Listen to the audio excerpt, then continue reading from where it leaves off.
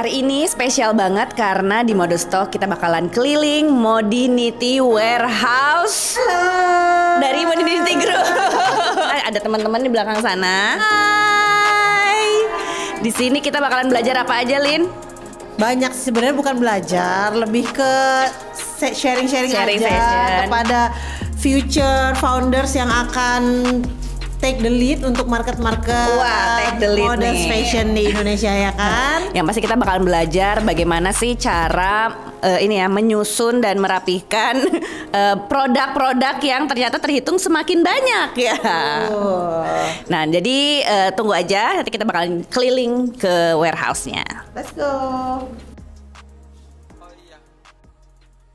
Assalamualaikum warahmatullahi wabarakatuh. Teman-teman Modestock, selamat datang di warehouse and factory-nya Modinity Group. Jadi di sini kita selain managing fulfillment center kita, di sini juga part of production kita. Nah, yang namanya kalau production kita itu di sini tuh Alia Tex, Alia Digital Print Tex. Kalau mungkin kakak-kakak pernah dengar, Alia Tex itu ya part of Modinity juga. Mari kita belajar dari Bu Linda bagaimana step by stepnya ya. Proses produksi itu seperti apa? Dimulai dari kita akan lihat raw material.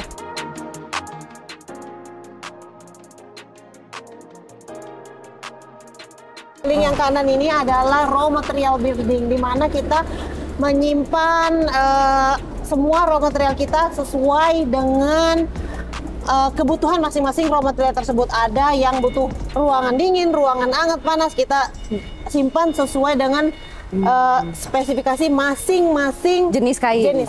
Nah, ini sebelum kita masuk, biasanya kalau raw material kita datang, kontainer akan parkir di sini, di sort out dulu di sini sebelum masuk ke dalam gudangnya.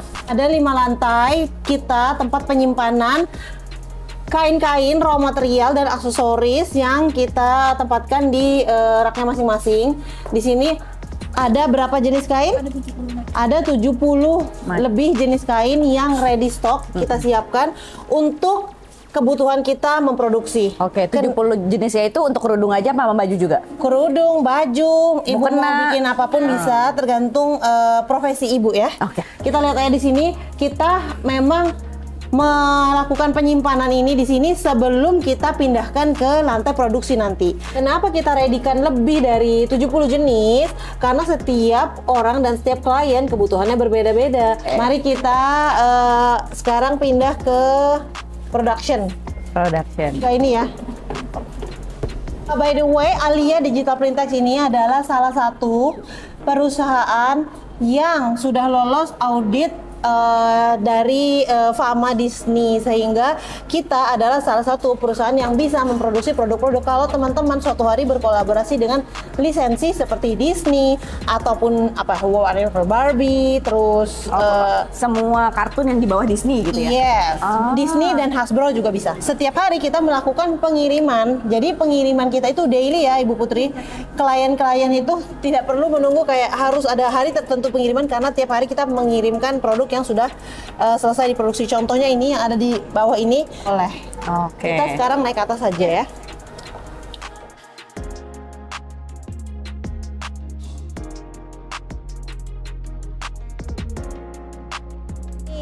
Dimana di sini print, lalu kita ada dari setelah print itu kita akan press menjadi kain.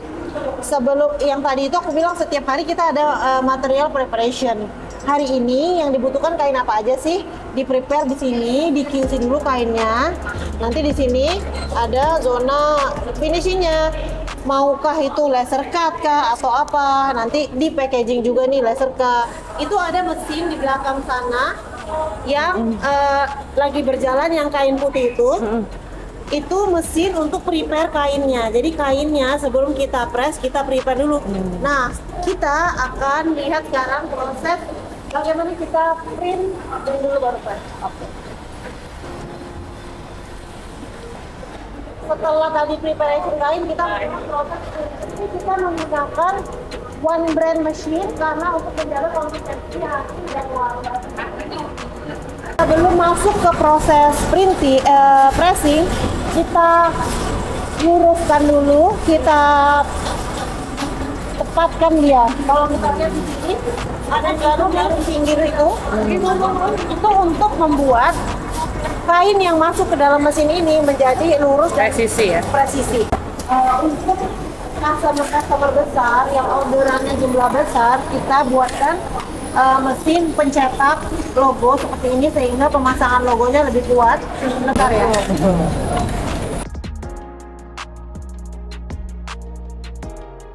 Dan di sini bisa sambil order paketnya juga ya, box.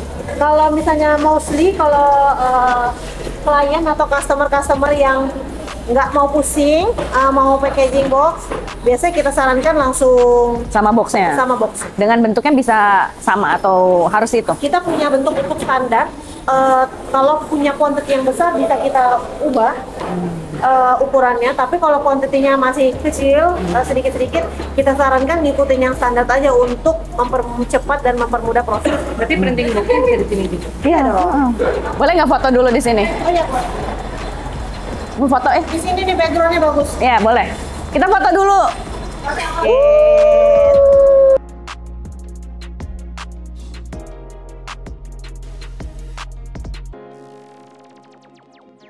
Tidak hanya brandnya harus bertumbuh dengan cepat, tapi foundernya harus Lari terus ya. kalau misalnya customer belanja dari website atau apa, pengirimannya tuh dari sini.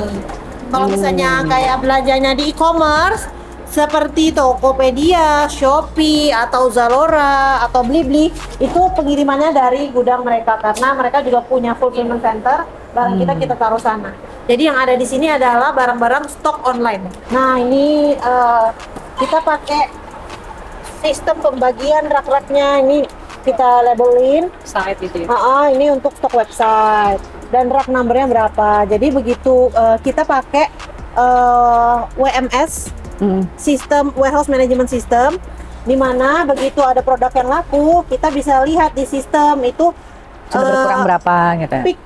Pick produk itu di rak nomor berapa, sehingga pickernya bisa langsung cari nomor raknya, walaupun karena kan nggak semua orang tahu produknya yang mana kan. Dengan tahu nomor raknya mereka bisa cari semua by code. Bukan by name gitu ya? Bukan by name dan bukan by perasaan ya. Iya, jangan pakai perasaan kalau di sini. Nggak Memang ada baper kalau kita di sini. Setiap hari ada yang ngepick ya, seperti kakak-kakak kuliah. Setiap hari banyak banget tuh JNE datang ngambil barang seabrek kita ya. Untuk jadi nge-scan-nya pakai iPad gitu? lagi stok of 6 ya? Ini lagi oh ambil barang. Jadi ada barang-barang yang letak ya di ujung-ujungnya susah diambil, harus bagaimana? Termasuk ada baju-baju juga tuh di atas? Baju-bajunya benang jarum putur karena harganya mahal. Jadi butuh dikasih ruangan ber-AC biar nggak jamuran. Wow, jadi tahu ya kualitasnya kenapa mahal ya? Betul. Karena bayar AC. Tingkat harkat martabat dan derajatnya dia di atas kepala gua. Ini semua most of koleksi-koleksi baju.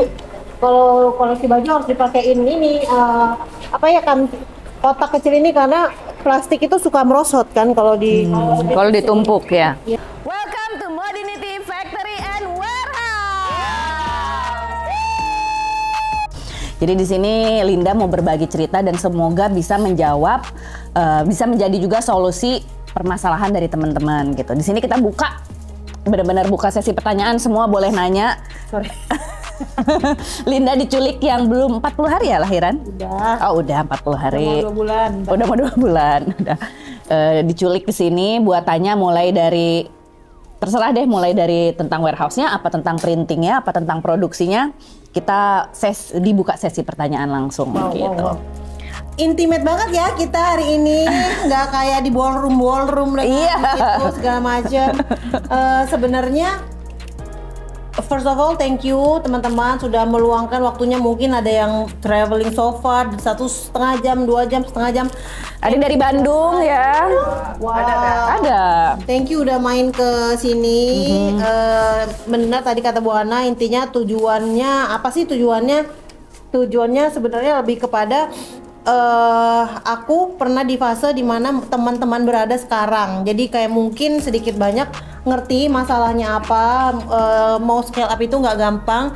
Tapi menurut aku nggak ada yang nggak mungkin. Aku juga start dari ruang tamu.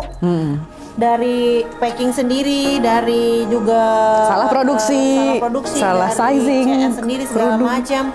And finally we manage untuk bisa punya one roof, semuanya in one place, produksi sama warehouse, fulfillment center juga. Jadi mudah-mudahan sedikit banyak apa yang kita lihat hari ini bisa menjadi apa ya buat teman-teman, penyemangat lah ya, semangat lah atau benchmark atau apa, karena when I was at your place there is no way tempat belajar tuh di mana sih, semuanya tuh kayak bener-bener tuh ya jaga rahasia gitu sendiri-sendiri gitu. Susah banget informasi itu didapat, dan aku merasa kalau mau cepat scale up harus memang banyak cari tahu dan nggak banyak wadahnya, dan kebetulan industri kita sama di industri modest fashion di market Indonesia yang sangat besar ini, why not sharing whatever we can share gitu. Jadi ya itulah hari ini, mudah-mudahan sedikit banyak ada manfaatnya. Tapi teman-teman kalau misalnya ada mau tanya mungkin sedikit yang relate dengan apa yang telah kita tadi lewati, boleh aja sambil makan, santai aja, no pressure ya kan? Ya. Ini sambil ngobrol-ngobrol di sini tuh dari tahun 2019 ya. 2000 berapa? Oh, bukan di sini 2022. Dari tahun lalu, kita baru sekitar 1 tahun di sini. 2019 adalah ketika Alia Tex-nya. Oke. Jadi dulu Alia Tex itu di dekat kantor kita juga di Jakarta Selatan. Tapi karena kayak tempat kain beda, tempat produksi beda, semuanya pisah-pisah, akhirnya kita jadiin satu pindah di sini di kawasan industri, karena memang kalau semakin besar industrinya udah nggak bisa yang home industry yang dan nggak bisa di area-area perumahan. Betul, ya harus di kawasan yang terikat seperti ini. Oke, gitu. Dan fasenya sampai akhirnya mulai, tapi kan sebenarnya dari awal Linda tuh udah juga beli mesin printing kan? Iya, karena dulu sesimpel sebenarnya dulu ini si Putri itu dulu aku tuh kliennya dia. Cerita. Jadi aku kliennya dia, let's say dia Alia Tex 00 lah. Nah jadi dulu itu permasalahannya adalah aku lebih cepat scale up daripada perusahaan printingnya.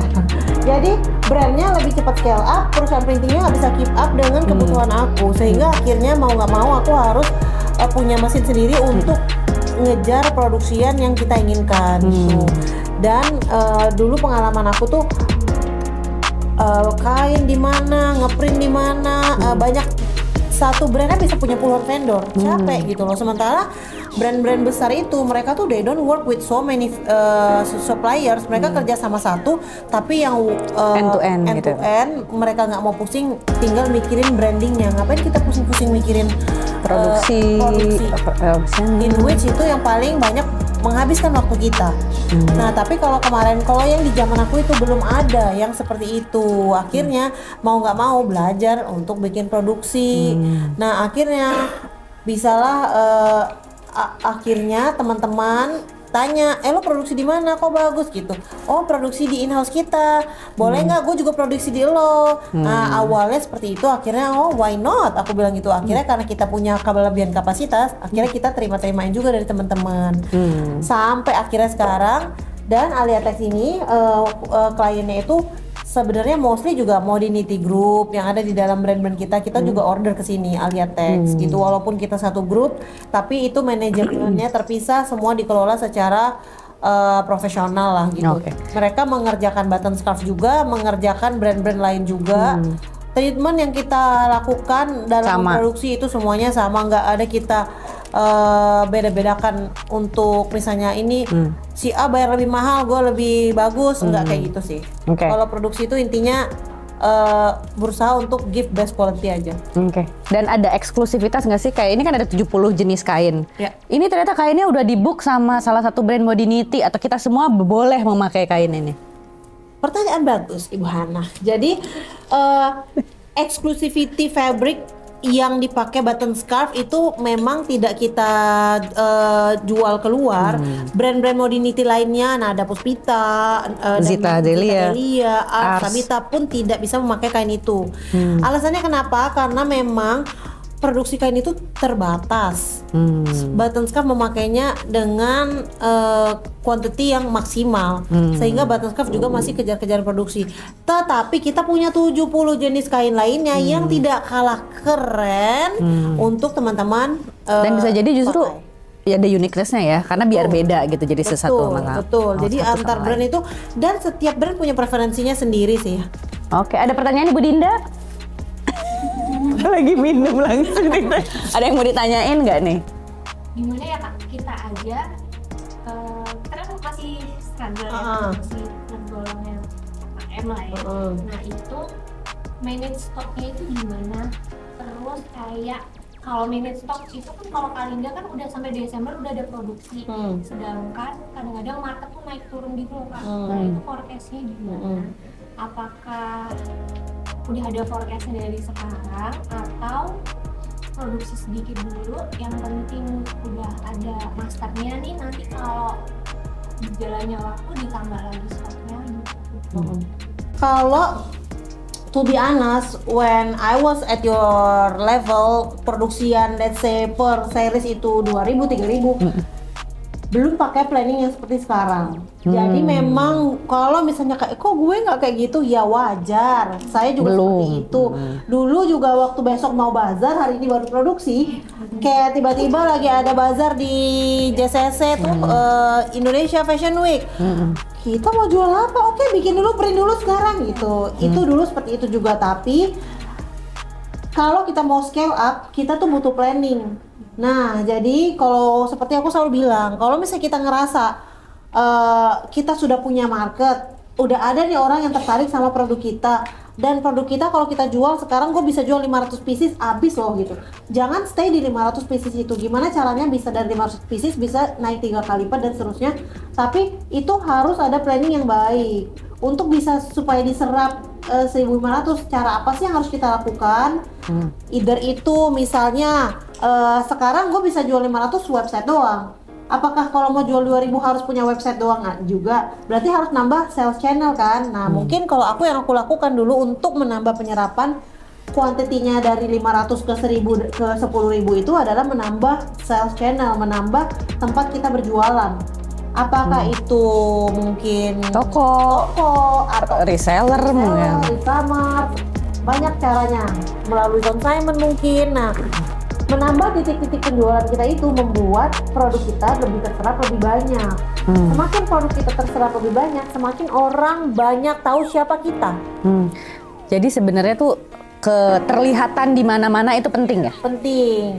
Jadi walaupun kalau kita mikir nih, misalnya kan, ini gue jual sendiri, untungnya lebih banyak gitu kan, nggak ada potongan, diskon segala macam. Yes, it is. That is the best place to sell is your own home, your own website. Tapi ternyata kita nggak sadar marketnya dia, misalnya let's say Zalora lah, atau apa, e-commerce. Orang-orang itu kalau kamu jual di situ, walaupun misalnya untung juga enggak, tapi dapat awareness kan. Setidaknya produk kita itu, oh gue tahu lo tuh dari Zalora, tapi begitu besoknya ke bazar mana lagi, oh lo ada lagi.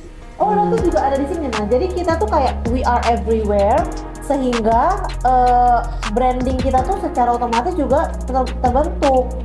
Sebelum kita punya budget marketing untuk kita buang-buang untuk nge-branding, itu juga salah satu cara word of mouth untuk orang-orang bisa tahu kita. Jadi kuantitinya tadi bisa scale up. Kalau kita udah 5 tahun tapi kuantitinya sama 1.000 terus, berarti lo nggak scale up. Atau memang sudah nyaman di kelas itu. Iya. Ya, itu emang pilihan juga ya. Betul, petenggelam lah gitu. Jadi balik lagi nih tadi ngomongin stok, udah dari 1.000, jangan dulu nungguin habis baru bikin lagi produksi, gitu kan prinsipnya ya. Iya. Ada di titik mana kita boleh deh akhirnya, oke, kita berani ngambil pinjaman lah itu, atau enggak menjual aset lah gitu ya, buat Kalau akhirnya misalnya titik stok udah laku 20%, oke tambah lagi, atau 40, atau 60, apa 70 gitu. Kalau dulu aku gini, misalnya aku punya duit untuk produksi 1.000, di saat duit gue udah mentok produksi 1.000, permintaannya masih ada, sold out, itu kan indikator ya, sold out. Jangan senang sold out, besokannya kepengen gimmick sold out terus, kuantitinya ditambah gitu. Jadi kalau sekarang uang yang gue punya cuma buat produksi 1.000, tapi itu sold out, berarti kan indikatornya demand-nya masih tinggi daripada supply-nya kan. Gue waktu itu langsung produksi double. Tapi dari mana dapat uangnya untuk produksi double? Yaitu minta pinjam. Terus nanti kan misalnya nih dijual lagi. Jadinya gini, dari tadi produksi 1.000 jadi 2.000. 2.000 itu ya ternyata juga masih bagus penjualannya. Kalau misalnya ternyata bersisa cuman yang keserap ya ternyata beneran 1.000, itu kan ketakutan para brand ya. Betul. Ketakutan para brand ternyata ya salah deh gua kemarin double gitu. Betul. Pas udah masih ada 1.000 nih, sisanya 1.000 lagi masih ada stok sisa. Produksi lagi yang baru atau ngabisin dulu? Nah, jadi itu adalah yang tersulit. Bagaimana keyakinan kita itu tidak tinggal hanya keyakinan, tetapi menjadi kenyataan. Dengan ya. You have to make sure produk lo itu benar-benar disukai sama masyarakat lo. Kadang-kadang para brand-brand ini kepedean, kayaknya selera dia paling keren, padahal masyarakat bukan mau yang itu. Gitu. Jadi ya itu belajar dari data. Kan udah berhasil jualan 1.000 yang kalian jual itu karakternya apa sih, pelajarin dong. Gitu, dan punya karakter. Nah, bagaimana cara meningkatkan sales channel? Sekarang itu kan sudah jauh lebih mudah daripada dulu. E-commerce terbuka dengan segitunya. Apalagi sekarang zaman TikTok, semua orang bisa tiba-tiba jadi jualan puluhan ribu pieces. Kita punya klien juga yang mainnya di TikTok.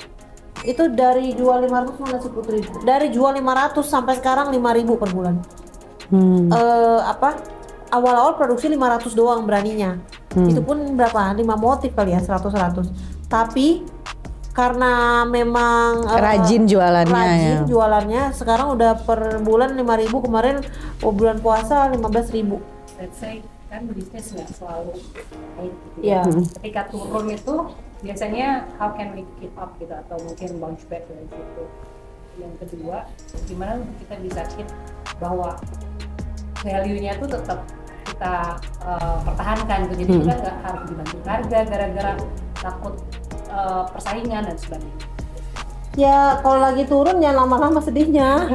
Harus lihat langsung apa yang membuat kita turun, langsung dipelajari. Setiap bulannya kita ada laporan keuangan, laporan penjualan segala macam. At the moment you see ada tren turun, langsung itu dibedah. Kan bisa kita bedah. Oh, apa sih yang menyebabkan kita turun? Misal gue lagi malas live, kita lagi nggak ada aktivasi apa-apa misalnya, atau memang sekarang semua brand fashion lagi turun karena semua orang bayar sekolah anak. Kadang-kadang tidak hanya faktor internal, tapi ada faktor eksternal yang menyebabkan kita itu turun. Apakah memang secara tren semuanya turun atau kita doang yang turun gitu? Itu dipelajarin. Jadi intinya segala sesuatu yang itu kita tuh refleksi dulu. Apa sih yang menyebabkan kita turun? Kalau misalnya kayak aku, let's say, tidak semua kolaborasi itu works 100% well. Jadi let's say kayak ada kolaborasi yang nggak works, kita evaluasi. Itu most important. Evaluasi supaya tidak kita lakukan lagi ke depannya hal-hal yang membuat koleksi kita itu tidak semenarik itu. Misal mungkin ternyata setelah kita pelajarin yang laku itu produk kita ternyata cuma warna hitam, putih, kuning misalnya. Tapi bulan ini turun, kenapa? Kita nggak jual warna hitam, kita nggak jual warna putih, kita jual warna-warna yang lebih berani. Ternyata market kita itu adanya di situ. Jadi itu kan bisa jadi, intinya setiap brand pasti beda-beda lah pelajarannya, ya nggak sih? Tapi kalau lo udah punya hero produk lo itu harus selalu ada karena itu menjadi cash cow kita. Jangan setiap detik mau ganti produk. Kalau yang lagi turunnya pas justru produk yang biasanya jadi cash cow kita, pernah nggak Button Scar? Itu biasanya seasonal ya. Let's say misalnya kalau cash cow kita produk basic, misalnya jilbab polos gitu ya. Ya itu harus selalu ada aja supaya nanti itu yang bisa menghidupi kita di saat koleksi-koleksi yang seharusnya spesial ini mungkin lagi apes nggak spesial. Tapi kalau si jilbab polosnya itu yang lagi turun? Jarang sih biasanya. Biasanya sih kalau lo ada stok aja orang, maksudnya itu kan essential ya. Biasanya yang lebih kita analisa itu sesuatu hal yang bersifat enggak daily things. Nah tapi kalau misalnya secara overall turun itu biasanya memang ada tren-trennya. Habis lebaran biasanya orang-orang lagi nggak punya cash, itu juga turun, dan kita juga mengalami itu. Kalau kita mengkategorikan sebuah produk yang kita launching itu sukses atau enggaknya, kita baca 1 bulan dan 3 bulan. Kalau 1 bulan dia udah penyerapannya let's say lebih dari 60%, on the way to 3 bulan itu sudah lebih dari 80%, itu kita masih anggap itu sukses. Oke. Supaya nggak price war, gimana caranya? Perkuat brandingnya, perkuat. It's when people buy the brand, it's not only the product anymore, tapi the feeling. Yang penting produknya ada stoknya, harganya murah, itu dibeli. Itu strategi untuk mass market. Nggak usah sok-sok. Bagi aku ya, kalau kita jual mass market, price point kita memang ada di mass dan kita bisa bersaing di harga dengan semua brand-brand lain, kita bisa lebih kompetitif terus, bersaingnya di situ aja. Nggak perlu ikut-ikutan gimmick, bikin aktivasi-aktivasi yang buang uang, karena yang itu akan ngegerus. Udahlah marginnya sedikit. Satu produk cuman, let's say gue cuman margin 10.000, gue jual 10.000 produk baru 1 juta kan. Kalau gue harus bikin aktivasi yang memakan uang 200 juta, disitulah gue menjadi membunuh diri gue. Jadi kita nggak boleh memaksakan si A ngelakuin apa, kita jadi kepengen ikutin ngelakuin itu, padahal market kita nggak di situ. Kembali lagi pada konsep rezeki, kan itu udah ada rezekinya masing-masing. Jadi kayak memang kalau kita selalu pikir, sampai kapan semua orang akan ada yang lebih murah lagi, itu nggak ada habisnya. Jadi kalau misalnya tadi gimana untuk stay di harga premium, just be who you are. Jangan keikut-ikutan, orang diskon, gue harus diskon juga. Nggak harus kayak gitu kok. Jadi kalau misalnya awalnya mau mass market nih, tiba-tiba aku pengen masuk ke premium, kayaknya premium lebih gampang gitu. Itu malah justru nambah beban gitu. Kalau Anda sanggup menjalankan multi brand, bikin brand baru. Nah, kalau aku dan mungkin kali ya teman-teman di sini, kita rasa kayak di tengah-tengah. Premium enggak, jadi mau branding juga yang tadi kan udah beda lagi ya konsepnya, dan modalnya juga budgetnya nggak ada juga. Tapi kalau untuk price war ya nggak bisa juga, kita kan nggak semurah itu juga costnya. Nah, saat mungkin kalian bisa ngasih kayak saran nggak sih buat kita, jadi kalau kita di tengah-tengah gini arahnya tuh gimana ya, kemana ya? Menurut aku the best thing that we can do adalah give the best quality dengan harga yang in the middle itu. Kasih quality yang premium jual, tapi harga lo di tengah-tengah, sehingga orang-orang yang gue nggak pentingin brand, yang penting kualitasnya oke. That's your market. Jadi bagaimana perlakuan dari Mbak Rindanya, dari Butterscraft-nya untuk memperlakukan reseller mereka itu, apakah harus ada persyaratan yang lain atau memang lebih fokus ke customer yang beli persecara? Bisnis model setiap brand itu beda-beda. Itu salah satu strategi untuk menambah sales channel. Kan sales channel lo nggak harus toko, bisa aja reseller, distributor atau siapapun. Nah, salah satu cara yang Butterscraft juga lakukan di awal, di saat kita belum bisa bikin toko atau apapun, itu pakai reseller. Tapi reseller supaya itu aman jangka panjang harus punya aturan yang benar-benar solid, supaya tidak ada gray area. Karena itu membahayakan kita di saat nanti kita sudah tumbuh besar. Kalau kita ibaratnya itu nggak punya term and condition yang jelas, nanti kita juga yang repot. Misalnya kayak berapa dia harus beli, setiap bulan dia harus spend berapa. Kalau dia nggak spend berapa, kita harus disiplin nge-cut mereka. Ibaratnya kayak itu sebenarnya yang membedakan. The more you can take the risk, the more probability kita bisa lebih grow. Nggak ada sih grow misalnya kayak gini, Butterscraft bisa grow cepet kayak gini karena I'm taking the risk. Gue waktu itu ingat banget, masih satu tim baru 3 orang atau 4 orang, terus kayak takut tambah orang, takut nggak bisa bayar gajinya. Itu selalu yang ada di pikiran kita. Tapi kata-kata ini yang bikin gue jadi berani nambah orang sampai sekarang 1.000 orang. Jadi setiap orang lahir di muka bumi ini sudah punya rezekinya masing-masing. Jadi orang yang lo pekerjakan itu sebenarnya itu bukan rezeki lo kasih ke dia, itu adalah rezeki dia tapi hanya melewati lo. Jadi kalau lo memberikan kesempatan pekerjaan kepada orang itu, malah dia menambah keberkahan buat lo, karena lewat lo rezeki dia itu diterima dari yang punya yang mengatur rezeki itu. Iya benar juga, gue cuma bantu menyalurkan doang, tapi sebenarnya itu adalah rezeki mereka, bukan rezeki aku. Dari situ gue juga ngerasa bener juga ya, gue ngapain takut nambah orang di saat orang itu tuh sendiri udah given rezekinya tuh udah ada.